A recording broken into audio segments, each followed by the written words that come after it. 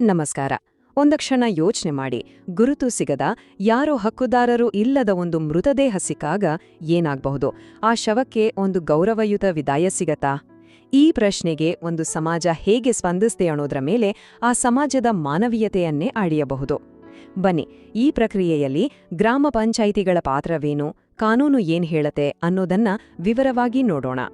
ಹಾಗಾದ್ರೆ ಈ ಮೂಲಭೂತ ಪ್ರಶ್ನೆಯಿಂದಲೇ ಶುರು ಮಾಡೋಣ.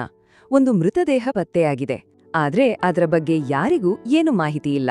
ಇಂತಹ ಒಂದು ಸೂಕ್ಷ್ಮ ಪರಿಸ್ಥಿತಿಯಲ್ಲಿ ನಮ್ಮ ವ್ಯವಸ್ಥೆ ಹೇಗೆ ಕೆಲಸ ಮಾಡುತ್ತೆ, ಕಾನೂನು ಏನ್ ಹೇಳುತ್ತೆ, ಮತ್ತು ಅದಕ್ಕಿಂತ ಮುಖ್ಯವಾಗಿ ಮಾನವೀಯತೆಯ ದೃಷ್ಟಿಯಿಂದ ನಮ್ಮೆಲ್ಲರ ಜವಾಬ್ದಾರಿ ಏನು? ಬನ್ನಿ, ಈ ಎಲ್ಲದಕ್ಕೂ ಉತ್ತರ ಹುಡುಕೋಣ. ಮೊದಲಿಗೆ ಅನಾಥ ಶವ ಅಂದ್ರೆ ಏನು ಅನ್ನೋದನ್ನ ಸರಿಯಾಗಿ ಅರ್ಥ ಮಾಡಿಕೊಳ್ಳೋಣ. ಯಾಕಂದ್ರೆ ಪದದ ಅರ್ಥ ಗೊತ್ತಾದ್ರೆ ಅದರ ಹಿಂದಿರೋ ಸವಾಲುಗಳು ಕೂಡ ಸ್ಪಷ್ಟವಾಗುತ್ತೆ. ನೋಡಿ, ಅನಾಥ ಶವ ಅಂದ್ರೆ ಕೇವಲ ಗುರುತು ಸಿಗದೇ ಇರೋದು ಮಾತ್ರ ಅಲ್ಲ. ಕೆಲವೊಮ್ಮೆ ನಿಜಕ್ಕೂ ಬೇಸರದ ಸಂಗತಿ ಅಂದ್ರೆ ಸಂಬಂಧಿಕರು ಇದ್ರೂ ಕೂಡ ಶವವನ್ನ ಸ್ವೀಕರಿಸೋಕೆ ಮುಂದೆ ಬರಲ್ಲ. ಕಾನೂನಿನ ಪ್ರಕಾರ ಅಂಥ ಶವಗಳು ಅನಾಥವೇ. ಇಲ್ಲಿ ಅತ್ಯಂತ ಮುಖ್ಯವಾದದ್ದು ಆ 72 ಗಂಟೆಗಳ ಸಮಯ. ಆ 3 ದಿನಗಳ ಕಾಲ ಪೊಲೀಸರು ಗುರುತು ಪತ್ತೆ ಹಚ್ಚೋಕೆ ಎಲ್ಲ ರೀತಿಯ ಪ್ರಯತ್ನಗಳನ್ನ ಮಾಡ್ತಾರೆ. ಅದು ವಿಫಲವಾದ ನಂತರವೇ ಶವವನ್ನ ಅನಾಥ ಅಂತ ಘೋಷಿಸಲಾಗತ್ತೆ. ಅಂದಹಾಗೆ ಈ ಕೆಲಸ ಅಂದುಕೊಂಡಷ್ಟು ಸುಲಭನಾ? ಖಂಡಿತ ಇಲ್ಲ. ಗ್ರಾಮ ಪಂಚಾಯಿತಿಗಳ ಮುಂದೆ ದೊಡ್ಡ ಸವಾಲುಗಳೇ ಇರುತ್ತೆ. ಅಂತ್ಯಕ್ರಿಯೆಗೆ ಬೇಕಾದ ಹಣವನ್ನ ಎಲ್ಲಿಂದ ಹೊಂದಿಸೋದು? ಅದಕ್ಕೆ ಸೂಕ್ತವಾದ, ಯಾರ ವಿರೋಧವೂ ಇಲ್ಲದ ಜಾಗವನ್ನ ಹುಡುಕೋದು ಹೇಗೆ? ಜೊತೆಗೆ ಪ್ರತಿಯೊಂದು ಹೆಜ್ಜೆಯನ್ನು ಕಾನೂನಿನ ಪ್ರಕಾರವೇ ಮಾಡಬೇಕು ಅನ್ನೋ ಒತ್ತಡ ಬೇರೆ. ಸರಿ, ಈಗ ಅಸಲಿ ವಿಷಯಕ್ಕೆ ಬರೋಣ. ಒಂದು ಅನಾಥ ಶವ ಸಿಕ್ಕಿದ ತಕ್ಷಣ ಗ್ರಾಮ ಪಂಚಾಯಿತಿ ಮಾಡಬೇಕಾದ ಮೊದಲ ಕೆಲಸ ಏನು? ಅವರ ಫಸ್ಟ್ ರೆಸ್ಪಾನ್ಸ್ ಹೇಗಿರ್ಬೇಕು ನೋಡೋಣ ಬನ್ನಿ. ಈ ಹಂತಗಳು ತುಂಬಾನೇ ಮುಖ್ಯ. ಪ್ರತಿಯೊಂದಕ್ಕೂ ಅದರದ್ದೇ ಆದ ಮಹತ್ವ ಇದೆ. ಮೊಟ್ಟ ಮೊದಲ ಕೆಲಸ, ತಕ್ಷಣ ಪೊಲೀಸರಿಗೆ ವಿಷಯ ಮುಟ್ಸೋದು. ಆಮೇಲೆ ಪೊಲೀಸರು ಪಂಚನಾಮೆ ಮಾಡುವಾಗ ಪಂಚಾಯಿತಿಯವರು ಸ್ಥಳದಲ್ಲಿದ್ದು ಸಾಕ್ಷಿಯಾಗ್ಬೇಕು.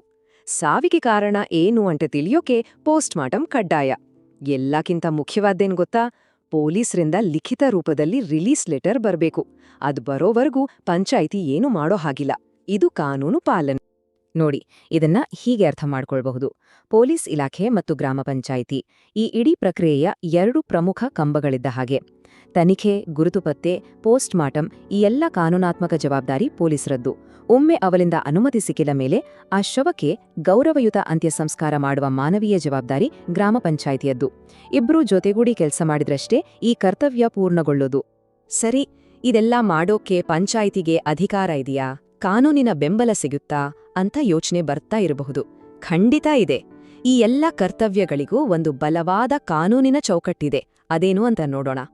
ಇವು ಕೇವಲ ಕಾನೂನುಗಳ ಹೆಸರುಗಳಲ್ಲ. ಇವು ಗ್ರಾಮ ಪಂಚಾಯಿತಿಗಳಿಗೆ ಈ ಮಹತ್ವದ ಕೆಲಸವನ್ನ ಧೈರ್ಯವಾದಿ ಮಾಡೋಕೆ ಕೊಟ್ಟಿರೋ ಅಧಿಕಾರದ ಪರಿಕರಗಳು, ಅಂದ್ರೆ ಟೂಲ್ಸ್ ಇದ್ದಾಗೆ.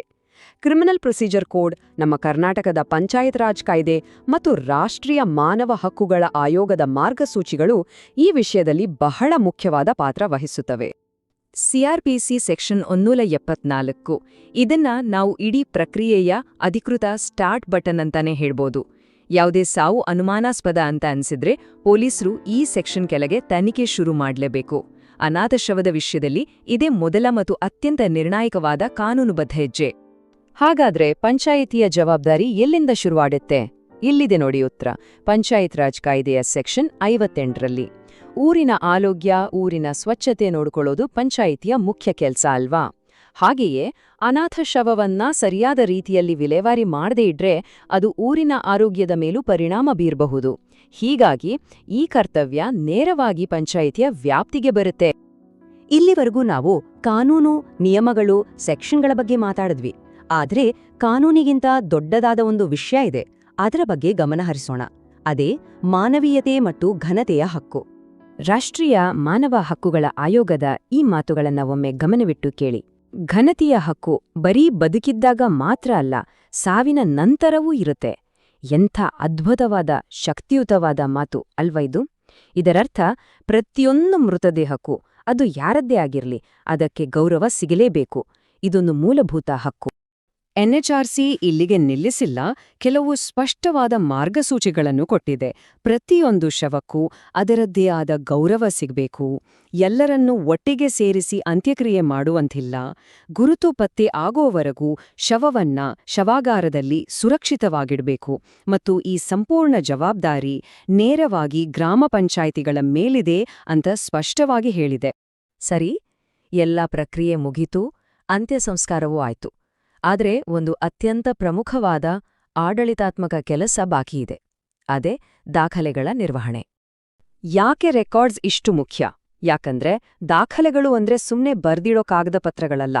ಇದು ಪಾರದರ್ಶಕತೆಯ ಸಂಕೇತ, ಇದು ಹೊಣೆಗಾರಿಕೆಯ ಆಧಾರ.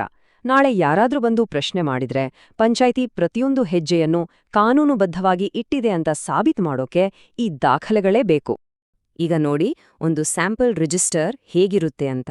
ಶವ ಯಾವಾಗ ಸಿಕ್ತು, ಎಲ್ಲಿ ಸಿಕ್ತು ಅನ್ನೋದ್ರಿಂದ ಹಿಡಿದು ಪೊಲೀಸ್ ಕೇಸ್ ನಂಬರ್ ಏನು, ಶವವನ್ನ ಯಾವಾಗ ಹಸ್ತಾಂತರ ಮಾಡಿದ್ರು, ಎಲ್ಲಿ ಅಂತ್ಯಕ್ರಿಯೆ ಮಾಡಲಾಯ್ತು, ಅದಕ್ಕೆ ಎಷ್ಟು ಖರ್ಚಾಯ್ತು ಅನ್ನೋವರೆಗೂ ಪ್ರತಿಯೊಂದು ವಿಷಯವನ್ನು ಇಲ್ಲಿ ಸ್ಪಷ್ಟವಾಗಿ ನಿಖರವಾಗಿ ದಾಖಲು ಮಾಡಬೇಕು. ಇದೇ ಉತ್ತಮ ಆಡಳಿತದ ಲಕ್ಷಣ. ಈಗ ಒಂದು ಮುಖ್ಯವಾದ ಪ್ರಶ್ನೆ, ಈ ಖರ್ಚನ್ನೆಲ್ಲ ಯಾರು ಕೊಡೋದು? ಅದಕ್ಕೂ ಕಾನೂನಿನಲ್ಲೇ ವ್ಯವಸ್ಥೆ ಇದೆ. ಪಂಚಾಯತ್ ರಾಜ್ ಕಾಯ್ದೆಯ ಪ್ರಕಾರ ಇದೊಂದು ಸಾರ್ವಜನಿಕ ಸೇವಾ ಕಾರ್ಯ ಆಗಿರೋದ್ರಿಂದ ಗ್ರಾಮ ಪಂಚಾಯಿತಿ ತನ್ನದೇ ನಿಧಿಯಿಂದ ಈ ಖರ್ಚನ್ನ ಭರಿಸಬಹುದು. ಅದಕ್ಕೆ ಸಂಪೂರ್ಣ ಅಧಿಕಾರ ಪಂಚಾಯಿತಿಗಿದೆ. ಕೊನೆಯದಾಗಿ ಈ ಒಂದು ಪ್ರಶ್ನೆಯನ್ನ ನಮ್ಮ ಮುಂದಿಟ್ಟುಕೊಳ್ಳೋಣ. ಯಾರು ಇಲ್ಲದ ಒಬ್ಬ ವ್ಯಕ್ತಿಗೆ ಸಾವಿನ ನಂತರ ನಾವು ಕೊಡುವ ಗೌರವ ಇದೆಯಲ್ಲ, ಅದು ಕೇವಲ ಒಂದು ಕರ್ತವ್ಯ ಅಲ್ಲ, ಅದು ನಮ್ಮ ಸಮಾಜದ, ನಮ್ಮೆಲ್ಲರ ಮಾನವೀಯತೆಯ ನಿಜವಾದ ಅಳತೆಗೋಲು. ಈ ಯೋಜನೆಯೊಂದಿಗೆ ಇಂದಿನ ವಿಶ್ಲೇಷಣೆಯನ್ನ ಮುಗಿಸೋಣ. ಮುಂದಿನ ವಿಷಯದೊಂದಿಗೆ ಮತ್ತೆ ಭೇಟಿಯಾಗೋಣ.